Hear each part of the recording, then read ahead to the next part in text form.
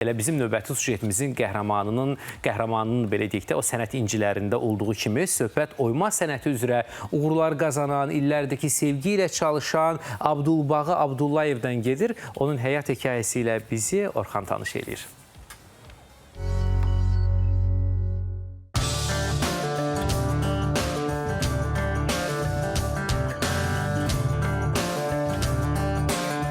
Həyat bəzən insanı gözlənilməz sınaqlarla üz-üzə qoyur.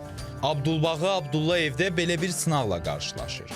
Gözlənilməz bir qəza onun həyatını kökündən dəyişir. Ancaq o ruhdan düşməyərək özünü yenidən tapır. 2011-ci ildə qəza keçirmişəm mən, tikintidə işləyən zaman. 2018-ə qədər müalicə almışam, evdə olmuşam, yəni heç bir yerə getməmişim də, sadəcə müalicə ev olmuşam. Özümə qapanmışdım. O vaxtda ki, mən bilmirdim ki, yəni əlillik nə olan şeydir. Çətinləri aşmaq çox çətin olsa da, yəni aşdı o çətinləri, şükür olsun bu günə. Onu da aşmağımın dostlarımın sayəsində aşdım. Əlindəki kiçik bir oyma aləti ilə böyük bir dünya qurdu. O, ağac üzərində oyma sənətini mənimsəyərək özünə yeni bir yol açdı. Sənətin incəliklərini araşdırdı, hər bir işində zəhmətini və sevgisini əks etdirdi. Yıldız sənətləri verdik. Əlilliyi olan şəxsən reabilitasiya mərkəzinə. Gəldi, ora kompüter kursuna görə gəlmişdim. Dedim, gedim, biraz kompüter öyrənim. Ora gəldim, orada uşaqları gördüm ki, oymada daha maraq yarandı mənə. Mənə cəlb edən oldu ki, uşaqların o cür orada işləməyi. Həmən gündən də yəni, oymada özümü gördüm. Milli abidələr işləyirik. Yəni, ən çox qeyri-adi işlər işləməyi xoşlayıram.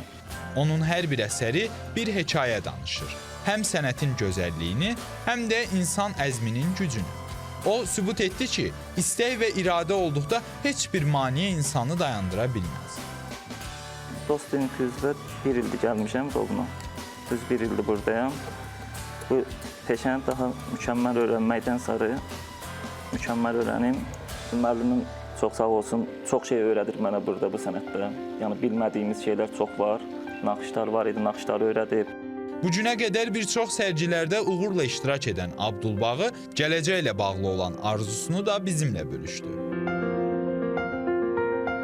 Gələcək arzu istəyim odur ki, yəni mən bu sırf oyma sənətinlə məşğul olmaq istəyirəm. Yəni öz eymədxanam olsun, öz yerim olsun ki, öz iş yerimi açım, orada işləyim, öz tələbələrim olsun, öz eymədxanam olsun ki, orada tələbələr yetişdirim.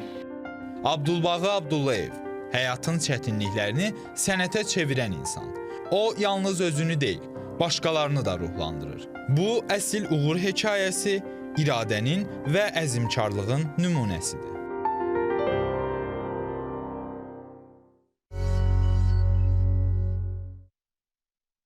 Uğurlar arzulayırıq, yolunun hər zaman işıqlı olmasını deyirik.